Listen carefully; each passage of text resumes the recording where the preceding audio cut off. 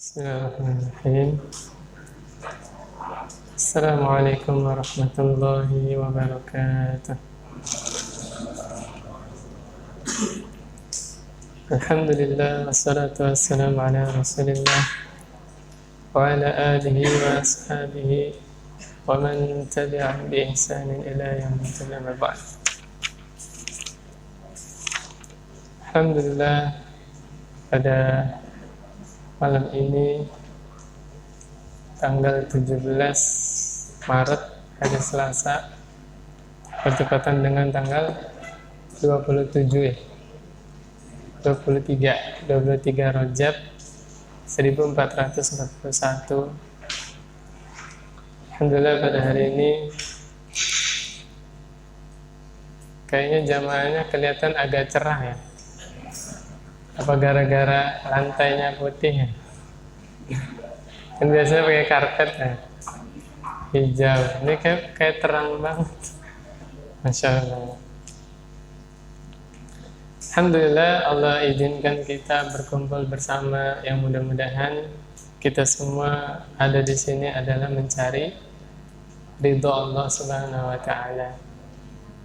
Karena jamaah sekalian, benarlah yang dikatakan Syekh Abdurrahman As-Sudais dalam khutbahnya. Kita mati karena virus corona itu kemungkinannya hanya 1%. Belum tentu kita mati karena virus corona. Tapi kalau kita mati tiba-tiba, sudah pasti, Pak. Saya mendengar berita duka tadi siang, orang tua kita, Ustadz Firdaus Sanusi. Beliau mertuanya Ustadz Subhan Bawazir tadi siang meninggal dunia. Bukan karena corona. Mayoritas orang yang meninggal dunia itu karena serangan jantung. Jantungnya berhenti berdetak. Bener nggak? Iya, mayoritas itu. Kalau jantungnya udah nggak berdetak lagi, tidak logis dia masih hidup. Artinya kita juga sama, ya. Kenapa kita lebih takut terhadap wabah yang sedang mewabah ini daripada takut kepada Allah Subhanahu wa Ta'ala? Mestinya ini adalah sebagai teguran bagi kita. Coba bersikaplah, saya ini sedang terjangkit, nanti malam atau besok saya mati. Seorang mukmin bagaimana kalau keadaannya demikian? Cepat-cepat taubat. Begitu Pak ya? Makanya keadaan seorang mukmin, ada virus atau tidak ada virus, selalu merasa mungkin hari ini ajalnya tiba, mungkin malam ini ajalnya tiba. Begitulah sikap seorang mukmin. Yang rasa takut dia akan kematian tersebut mendorong dia untuk menambah amal solehnya, untuk menambah ketaatan, untuk berusaha menjauhi maksiat, durhaka kepada Allah Subhanahu wa Ta'ala. Kita masuk pada hadis yang ke-29. An Mu'adz radhiyallahu an, semoga Allah meridainya, qala, dia berkata, qultu, aku berkata kepada Rasulullah, ya Rasulullah, akhbirni bi'amalin yudkhilunil jannah wa yuba'iduni minan nar.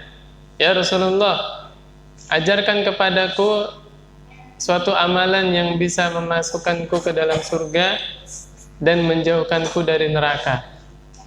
Yang nyimak kajian kita pekan kemarin ini sesuai dengan apa yang dikabarkan oleh Nabi. Nabi bilang, ma baqiya syai'un yuqribu minal jannah wa yuba'idu minan nar illa wa qad buyyina lakum. Tidak ada satu amalan pun yang mendekatkan kita ke surga atau menjauhkan kita dari neraka, kata Rasul apa? Melainkan semua sudah Rasul ajarkan. Ini harus dipegang, akidah Ahlussunnah wal Jamaah, bahwa yang namanya kebaikan di dalam agama ini semua sudah dijelaskan oleh Nabi. Maka yakini yang tidak ada keterangannya dari Nabi, yakini itu bukan kebaikan. Sepakat gak nih jamaah? Ini jamaahnya berkurang bukan karena kemarin saya jelasin bid'ah kan? Wah, ustadznya ini bilang-bilang bid'ah, akhirnya nggak datang. Enggak, insya Allah ya. Mungkin mereka taat kepada pemerintah, suruh di rumah dulu ya kan. Kalau nggak terlalu penting-penting banget jangan keluar. Ya bisa jadi saudara kita beranggapan ya ngaji bisa lewat YouTube ya. Kan virusnya nggak tertular dari internet kan, kecuali virus komputer ya. Ini sejalan dengan hadis ini. Mu'adz bertanya kepada Rasulullah amalan yang bisa memasukkan dia ke dalam surga dan menjauhkan dia dari neraka. Sama nggak? Sama. Artinya itu ya. Setiap ibadah tanya Rasulullah mengajarkan atau tidak. Kalau dia orang yang tidak mempan dengan dalil, maka pakai logika kemarin. Ya, apapun acaranya, Isra Mi'raj, Maulid Nabi, tahlilan dan yang lain-lain, tanya, ini suatu kebaikan bukan? Kalau dia jawab kebaikan, maka tanya, apakah Rasulullah mengetahui atau tidak kebaikan ini? Gitu Pak, itu pertanyaan maju kena, mundur kena. Artinya dari awal sudah salah. Dia menganggap kebaikan sudah salah. Karena keyakinan kita Ahlussunnah wal Jamaah adalah agama ini sudah sempurna, seluruh kebaikan di dalam agama ini sudah Nabi ajarkan, sudah Nabi terangkan. Makanya Nabi diwafatkan oleh Allah. Begitu. Maka Rasulullah menjawab pertanyaan Mu'adz, "Laqad sa'alta 'an 'azimin." Wahai Mu'adz, engkau telah bertanya mengenai suatu perkara yang besar. Wa innahu la yasirun 'ala man yassarahu Allahu 'alaihi. Ini pertanyaan ini mudah bagi orang yang Allah mudahkan. Artinya apa? Nabi ingin menjelaskan nih. Menjelaskan amalan, nanti kita jelaskan apa saja amalan yang bisa memasukkan ke dalam surga dan menjauhkan seseorang dari neraka. Nah, amalan-amalan tersebut itu sangat mudah dikerjakan oleh orang yang Allah mudahkan. Orang yang Allah kasih hidayah. Allah kasih hidayah dia bersedekah, Allah kasih hidayah dia menuntut ilmu, Allah kasih hidayah dia sholat malam dan yang lain-lain. Ya, maka kata Rasulullah, jawabnya yang pertama, ta'budullaha wa la tusyriku bihi syai'a. Engkau hanya menyembah Allah dan tidak berbuat syirik sedikit pun sekalipun. Masuk surga, Pak. Siapa yang ngomong? Rasulullah. Rasulullah yang mengabarkan, kalau kita mau masuk surga, ibadah kepada Allah saja. Nah, nanti rinciannya yang ikut di pengajian saya di malam Kamis di Taman Krakatau, insya Allah nyambung. Kita ngebahas tentang tauhid. Besok malam insya Allah saya terangkan macam-macam ibadah. Ibadah itu tidak sebagaimana kita ketahui selama ini hanya sholat, puasa, zakat, enggak gitu. Ibadah hati lebih banyak lagi.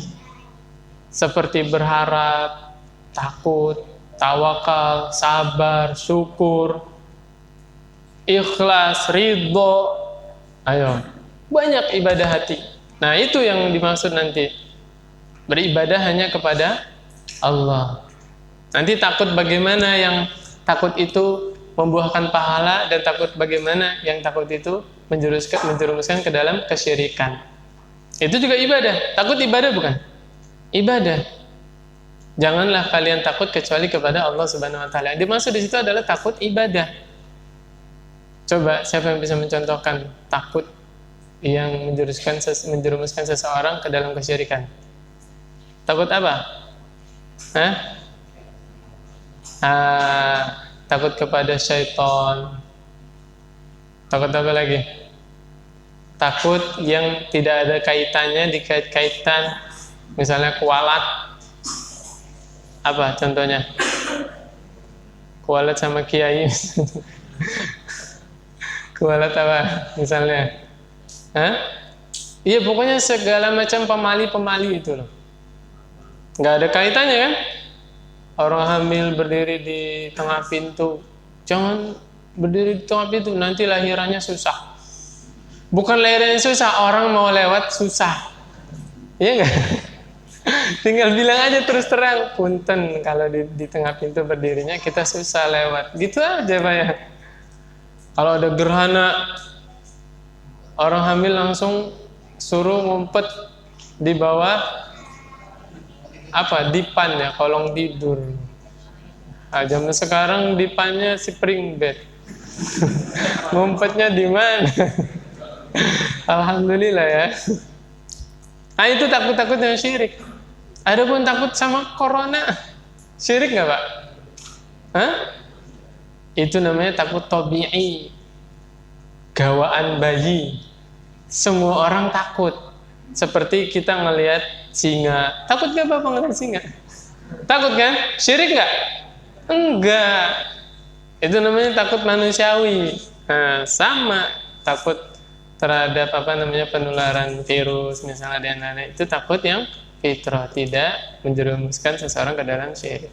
Ini yang dimaksud ta'budullah wa la tusyriku bihi syai'a. Hanya beribadah kepada Allah dan jangan kalian berbuat syirik sekalipun atau sedikit pun.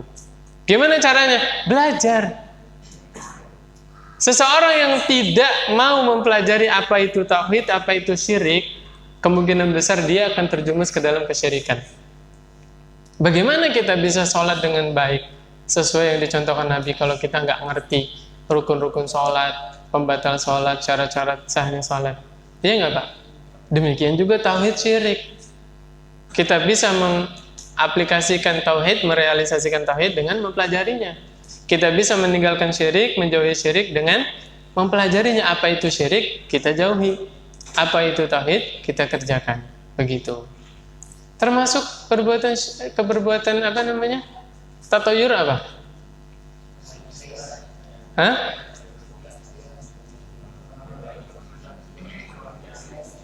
Wah, beraninya keroyokan nih, satu orang.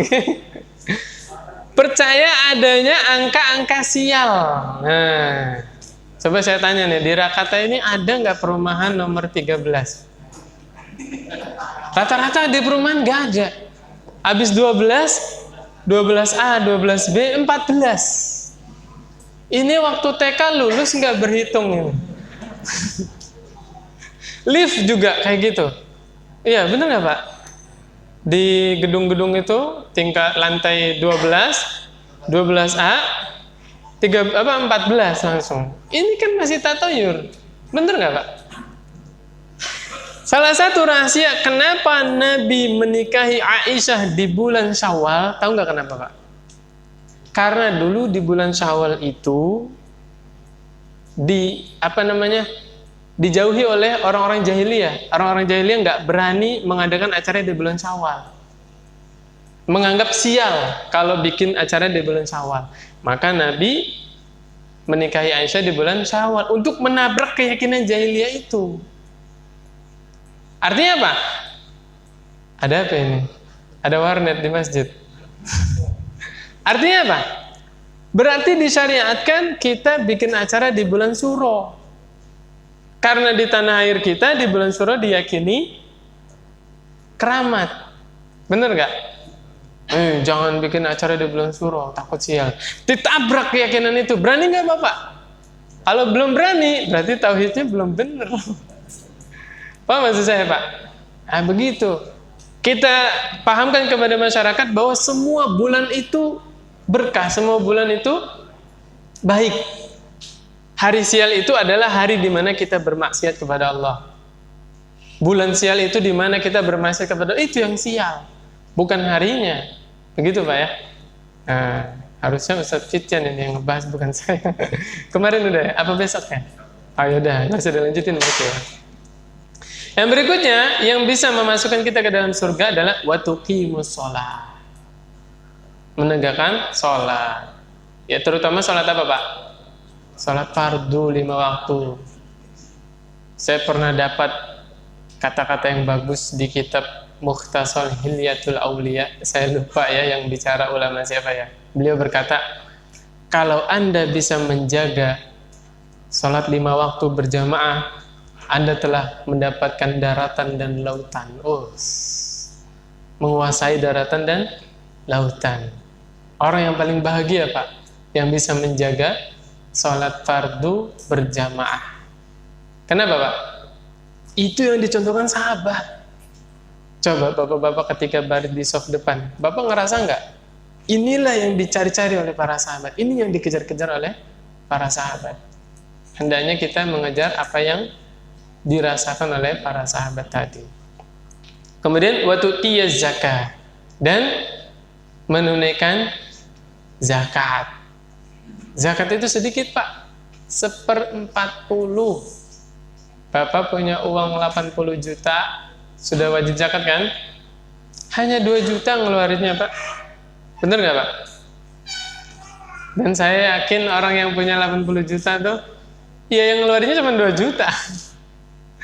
Maka orang-orang yang ketika punya uang 80 juta hanya bisa mengeluarkan 2 juta, jangan merasa dirinya dermawan. Ya, merasa kita ini pelit. Bener nggak, Pak? Iya, beda sama para sahabat. Kalau para sahabat bersedekah itu, infak itu persentase. Para sahabat kalau punya uang 1 miliar, yang disedekahkan berapa? 500 juta, 300 juta. Persentase, Pak. Kalau kita, coba saya tanya Bapak, misalnya di rekening Bapak hari ini ada 500 juta. Bapak keluarin buat sedekah berapa? Paling 5 juta. 1 juta. Maka jangan merasa dirinya dermawan. Iya, sepakat nggak, Pak? Iya, beda sama sahabat, ya. Kemudian watasuma Ramadan. Nah, ini bentar lagi dekat nih, Masya Allah. Watahujjal baita. Apa aja, Pak? Amalan yang bisa memasukkan kita ke dalam surga? Hanya beribadah kepada Allah, menjauhi syirik, menegakkan sholat, menunaikan zakat, puasa di bulan Ramadan, ibadah haji. Setelah itu Nabi tambahin. Ini kan yang wajib. Ya, Nabi tambahin. Ala adulluka ala abwabil khair? Mau enggak saya kasih tahu pintu-pintu kebaikan? Ini Nabi bilang ke siapa, Pak? Mu'adz. Kata Rasulullah, as-saumu junnah. Puasa itu adalah perisai. Tahu perisai nggak, Pak? Tameng. Nggak tahu tameng juga, Pak? Bapak pulang, bawa tutup panci, ngaca, Pak. Itu tameng itu. Kayak gitu, Pak, ya. Kata Rasulullah SAW, man shoma yawman fi sabilillah ba'adallahu wajhahu 'anil nari 70 kharifan. Siapa yang berpuasa di jalan Allah 1 hari, Pak, Rasulullah kabarkan, Allah akan jauhkan wajahnya dari neraka sejauh 70 tahun perjalanan. Allahu Akbar. Semakin banyak berpuasa, semakin dijauhkan oleh Allah wajahnya dari neraka. Masya Allah. Ini, Pak, gak usah nyari-nyari puasa Rajab. Pokoknya Nabi secara umum, siapa yang berpuasa di jalan Allah, paham maksud saya, Pak? Udah, puasa 3 hari setiap bulan, puasa Senin Kamis, atau puasa Daud, atau puasa sunnah mutlak. Puasa sunnah mutlak itu enggak terkait dengan waktu-waktu tertentu, Pak. Bapak besok dikasih libur sama perusahaannya misalnya. Ikutin instruksi pemerintah, libur. Mumpung libur nih, saya besok mau puasa lah. Puasa. Walaupun tidak ada kaitannya dengan Ayamul Bait, Senin Kamis, puasa itu nggak apa-apa. Apa namanya? Puasa sunnah mutlak.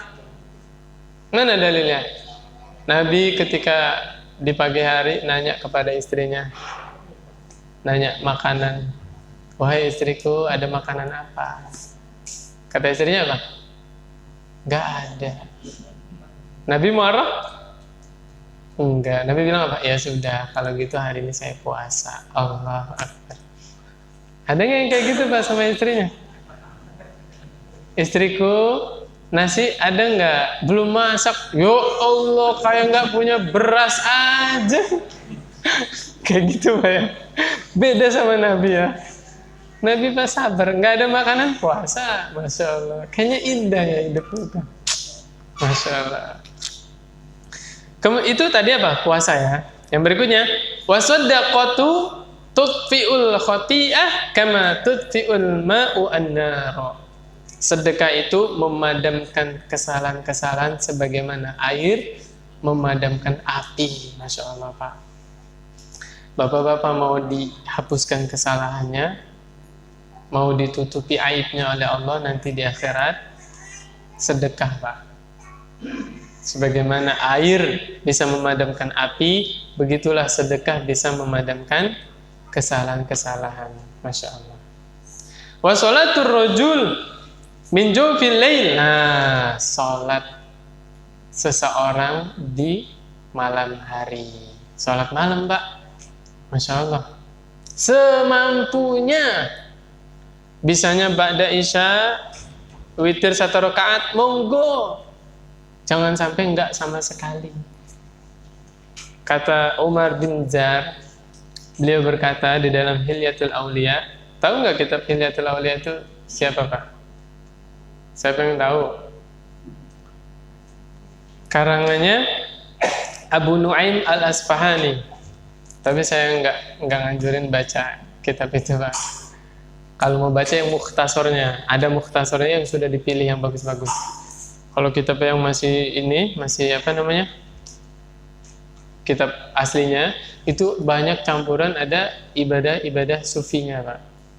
Nah, kalau Bapak nggak didasari ilmu, bisa-bisa terpengaruh. Kalau mau baca yang mukhtasornya, udah ada mukhtasornya. Gitu ya. Yang penasaran, japri nanti saya kasih tahu. Sudah ada terjemahannya, bagus banget, Masya Allah. Saya nggak jualan buku, teman saya yang jualan. Kata Umar bin Zar, dia berkata, betapa banyak orang yang tidur pada malam ini dan mereka akan merindukannya untuk bangun beribadah ketika telah berada di dalam kegelapan liang kubur, Pak. Allah, Pak, orang-orang yang sudah meninggal di alam kubur sana, mereka semua menyesal, nangis, ya Allah, kenapa dulu waktu hidup saya nggak sholat malam? Nyesalnya kapan, Pak? Nanti ketika di alam kubur. Kemudian betapa banyak orang yang tidur di malam-malam ini akan menyesali tidurnya ketika Allah perlihatkan, Allah memberikan kemurahan-kemurahannya, kasih sayangnya kepada orang-orang yang ibadah. Iri dia. Melihat temannya dikasih karunia oleh Allah nanti di akhirat karena salat malamnya, nyesel. Kenapa setiap malam saya nonton bola? Kenapa malam kemarin saya main game? Nah, nyeselnya nanti. Ya.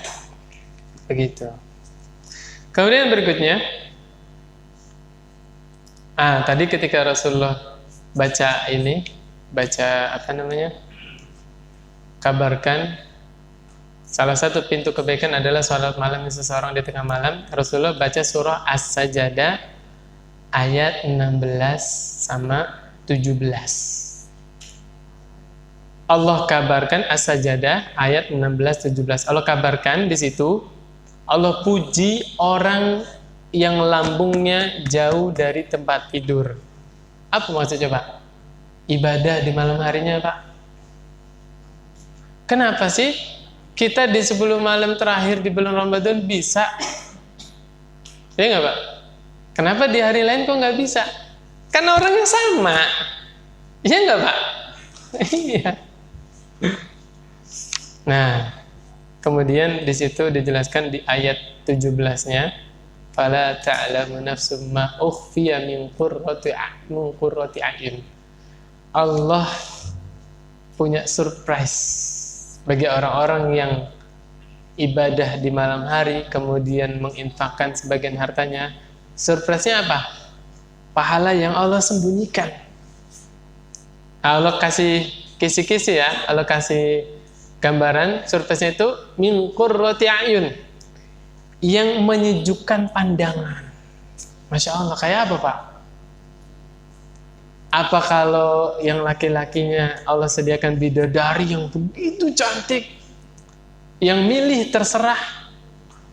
Atau kalau yang perempuannya ternyata suaminya dijadikan ganteng di surga nanti, kan nggak tahu, Pak ya? Masya Allah. Begitu ya. Yang terakhir kata Rasulullah, Ra'sul amri al-Islam wa umuduhu as-salah wa dirwatu sanamihi al-jihad. pokok dari seluruh urusan adalah Islam. Tiangnya adalah sholat. Dan puncak dari seluruh kebaikan adalah jihad. Kemudian dijelaskan ya. Terakhir nih Pak. Mau nggak aku kabarkan apa dari semua itu yang bisa mengendalikan? Tahu nggak maksudnya Pak? Kalau kita ingin bisa melakukan semua itu, ya dimudahkan sama Allah sholat malamnya, sedekahnya, sholat fardunya, apalagi puasanya, apapun itu. Tahu nggak apa Pak? Rasulullah pegang lidahnya, kemudian Rasulullah bilang, kuffa alaika hadza, jaga nih lisan. Kalau kita bisa jaga lisan, Allah mudahkan amalan-amalan yang lainnya. Muaz nanya, ya Rasulullah, ya Nabi Allah, wa inna lamu'akhazuna bima natakallam bih. Ya Rasulullah, emangnya kita bakal disiksa gara-gara ucapan kita? Nabi agak ini refleks. Saqilatka ummuk. Ini ungkapan ungkapan orang Arab. Kalau kita biasanya kadang-kadang ngawur, kayak gitu tuh. Dan masing-masing orang beda-beda ya ininya ya, ucapan refleksnya gitu ya. Nah kalau orang Arab, waihak atau saqilatka ummuk. Jadi terjemahannya itu kira-kira gini, saqilatka ummuk itu ibumu kehilanganmu. Paham nggak maksudnya? Nah kalau omongan-omongan kita kan beda-beda. Ada yang coba selain ngawur apa? Hah? Asal ngaco gitu kan? Ya itu refleksnya adat kita gitu loh. Nah kalau Nabi adatnya gitu di orang-orang Arab adatnya gitu. Taqilat ka ummuk. Wa hal yakubun nasa fin nari ala wujuhihim aw ala manakhirihim illa hasaidu alsinatihim. Tidaklah seorang manusia dibenamkan di neraka di atas wajahnya atau di atas hidungnya melainkan gara-gara hasil dari lisan mereka. Gara-gara lisan Pak. Nauzubillah min dzalik. Nah, baru kita jelasin. Ini baru nerjemahin hadisnya doang, Pak. 25 menit ya. Allah karim. Saya tadi mau merubah cara ngisi ceramah. Pengennya saya bacain buku doang gitu. Ya udah nggak apa-apa Pak ya. Nah, sekarang ada dua dalil yang secara sepintas bertentangan tapi sesungguhnya tidak bertentangan. Coba saya tanya sama bapak-bapak sekalian. Orang muslim masuk surga itu karena amal perbuatannya atau karena rahmat Allah? Oh. Oke, buka surah Az-Zukhruf ayat 72. Dan banyak ayat-ayat yang lain. Ini hanya perwakilan. Az-Zukhruf ayat 72. Allah berfirman, ini Allah yang bilang Pak ya. Wa tilkal jannatul lati uristumuha bima kuntum ta'malun. Itulah surga yang diwariskan kepada kalian dengan sebab amalan kalian. Yang bilang siapa Pak? Allah. Allah bilang begitu. Itulah surga Allah wariskan kepada kalian bima kuntum ta'malun, karena amalan soleh kalian. Yang bilang siapa Pak? Allah. Saya tanya lagi pertanyaannya, orang masuk surga karena dengan sebab amalannya atau rahmat Allah?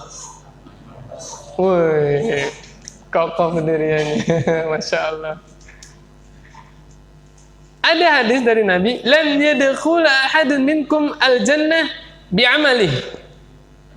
Kalian tidak akan sanggup masuk surga kalau hanya mengandalkan amalan solehnya. Nah, didukung nih pendapat bapak-bapak nih yang bilang rahmatnya. Insyaallah. Sebenarnya dalil itu nggak usah dipertentangkan Pak, tidak usah dipertentangkan. Kita gabungkan. Bukankah kita bisa beramal soleh itu karena rahmat Allah? Benar nggak Pak? Kita bisa sholat 5 waktu, itu rahmat Allah. Iya nggak Pak? Nggak ada yang bertentangan berarti. Artinya, Allah akan memasukkan seseorang ke dalam surga dengan rahmat Allah. Nah, salah satu bentuk rahmat Allah apa?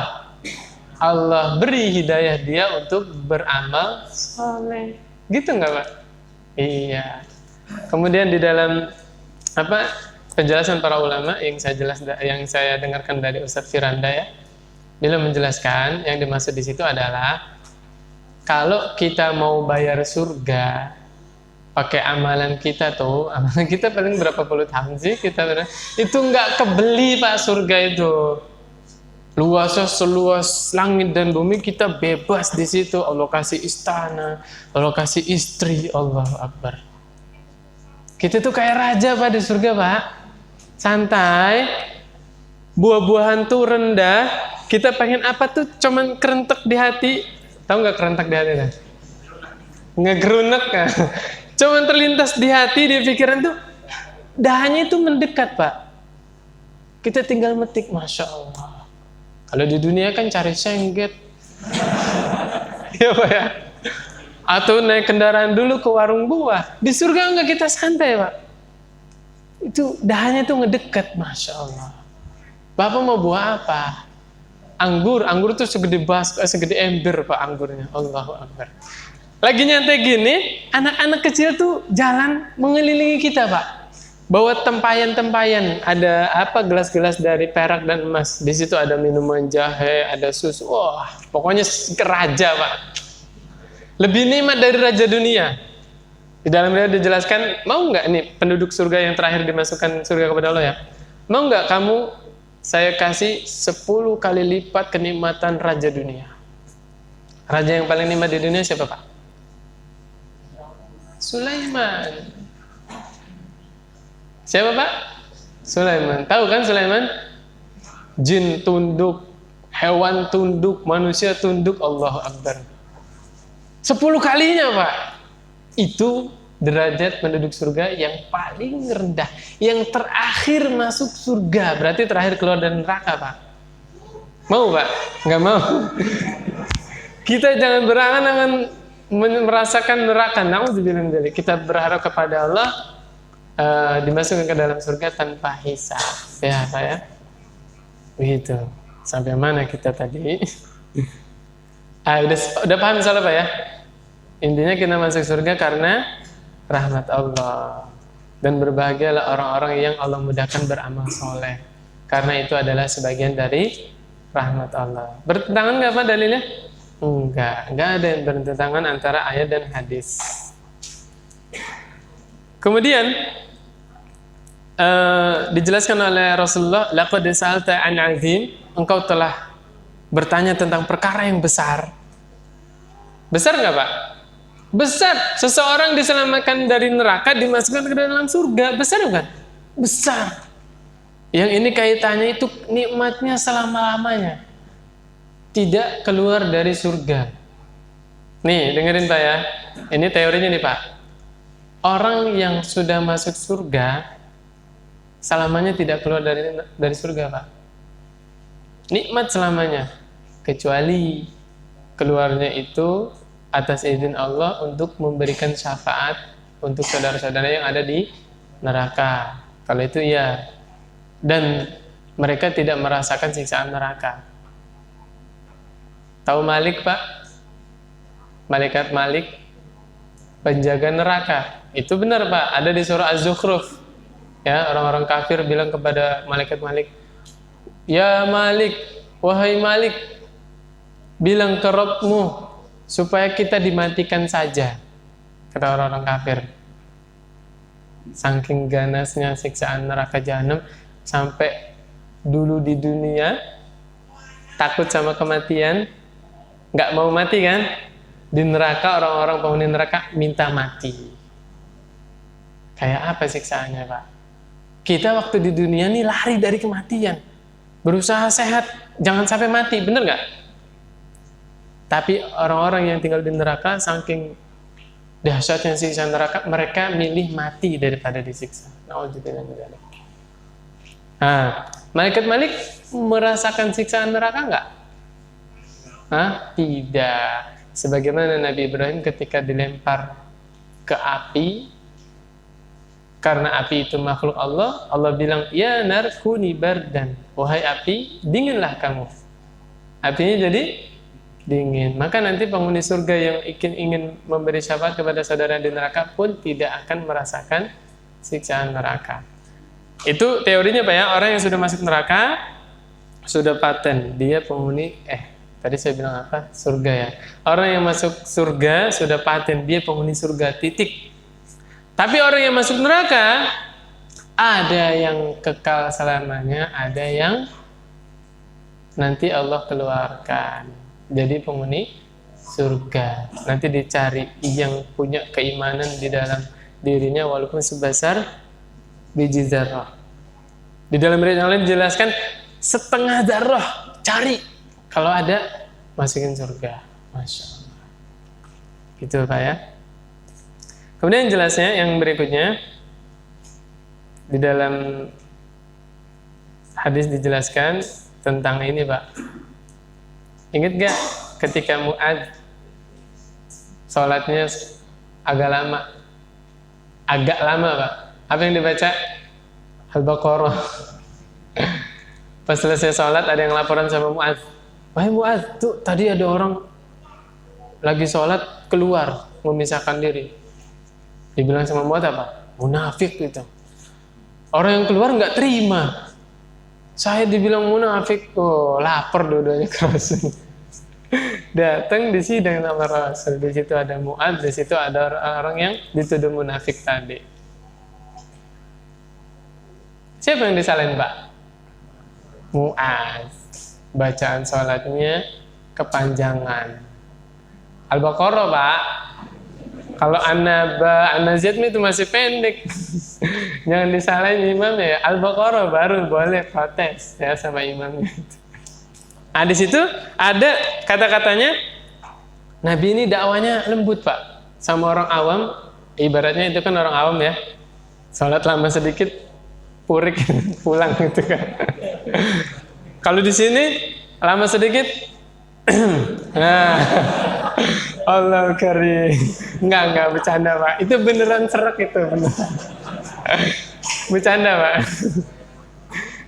Nabi nanya kepada orang tadi, kaifa taqulu idza shallaita? Emangnya kamu kalau kalau lagi sholat baca apa? Nah, di situ kan dijelaskan surah Asy-Syam, Al-Lail gitu kan. Nah, di sini Nabi yang nanya doanya. Kamu kalau dalam sholat berdoa apa? Kata orang tadi, as'alullah al-jannah wa a'udzu bihi minan nar. Saya kalau lagi sholat minta surga, berlindung dari neraka. Tuh Pak. Doanya dibaca sebelum salam. Allahumma inni as'alukal jannah wa a'udzu bika minan nar. Enak Pak ya manusia ya? Tinggal minta sama Allah, bener nggak? Ya Allah, saya minta surga dan jauhkanlah saya dari siksa neraka.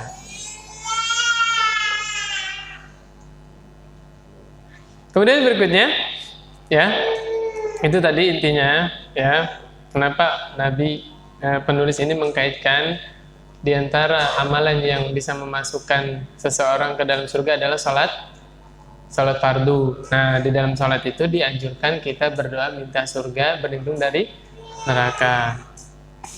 Kemudian yang berikutnya kata Rasulullah, wa innahu la yasirun ala man yassarahu Allah alaih. Amalan-amalan tadi yang Nabi jelaskan semuanya adalah mudah bagi orang yang Allah mudahkan. Makanya minta petunjuk sama Allah Pak. Pengen sholat malamnya tiap malam, minta tolong sama Allah Pak. Doa. Allah Pak, yang kasih kekuatan kita itu Allah Pak. Kita bisa tegak sholat malam, itu Allah yang kasih Pak. Yang unik, saya ingat riwayat Rasulullah ketika menasihati Ibnu Umar di dalam kitab Sahih Fadail Amal ya, kalau nggak salah, atau Lulu wal Marjan ya, di antara dua itu. Abdullah ibnu Umar berkata begini, kebiasaan kami beberapa sahabat kalau mimpi itu mereka cerita kepada Rasulullah, kemudian sama Rasul ditafsirkan. Seneng kan ya? Kita seneng gak kayak gitu Pak? Tadi malam mimpi cerita sama ustadznya ahli tafsir. Oh, ibu begini seneng kita ya. Ibnu Umar juga pengen demikian. Saya juga pengen. Suatu saat Allah kasih mimpi, Pak. Tahu nggak mimpinya apa, Pak? Allah perlihatkan neraka, Pak. Allahu Akbar. Beneran cerita kepada Rasulullah. Diceritakan mimpi yang dilihat sama Abdullah bin Umar. Apa kata Rasulullah kepada Ibnu Umar? Ni'mar rajul Abdullah bin Umar. Laula taraku qiyamal lail. Atau kama qala sallallahu alaihi wasallam. Sebaik-baik lelaki, sebaik-baik pemuda adalah Abdullah bin Umar. Seandainya dia tidak meninggalkan sholat malam. Allah. Kata Ibnu Umar apa? Semenjak itu saya tidak pernah meninggalkan sholat malam. Masya Allah, Pak. Coba, Pak, posisikan diri kita. Seandainya Nabi bilang begitu ke kita. Siapa namanya di sini yang paling populer? Adalah saya sendiri, Pak ya, biar nggak ada yang tersinggung. Ni'mar rajul Imam Syafi'i. Laula taraka qiyamal lail. Sebaik-baik pemuda adalah Imam Syafi'i. Seandainya dia tidak meninggalkan salat. Ada syaratnya. Artinya gini, Pak. Pengen jadi manusia terbaik, jangan tinggalkan salat malam. Paham maksud saya, Pak? Kata Abdullah bin Umar, semenjak itu saya tidak pernah meninggalkan salat malam. Itu, Pak. Perawi hadis itu begitu. Meriwayatkan ilmu, dia sendiri yang semangat untuk pertama yang mengamalkan ilmu tadi. Suruh berhenti sekarang saya, Pak. Ya udah, penutup, Pak. Sebagaimana yang diriwayatkan oleh Ummu Habibah. Tahu Ummu Habibah nggak, Pak? Tahu di mana? Ummu Habibah ini yang meriwayatkan sholat rawatib 12 rakaat. Siapa yang menjaga sholat sunnah sehari semalam 12 rakaat, maka Allah bangunkan rumah di surga atau Allah bangunkan istana di surga. Apa kata Ummu Habibah? Semenjak saya mendengarkan hadis itu sampai sekarang saya tidak pernah meninggalkan sholat rawatib. Ajib nggak, Pak? Sanggup nggak pakai gitu? Sekali dengar ilmu, amalkan, nggak pernah ditinggalin. Masya Allah. Mantap ya. Itulah para sahabat. Ketika mendengar ilmu, sekali, artinya ilmu nggak usah kajian 1 pekan tuh sampai 7 kali, Pak. Tapi nggak ada yang diamalin. Mendingan sekali sepekan, tapi ada azam untuk mengamalkannya. Subhanakallahumma wa bihamdika asyhadu an la ilaha illa anta astaghfiruka wa atubu ilaik. Assalamualaikum warahmatullahi wabarakatuh.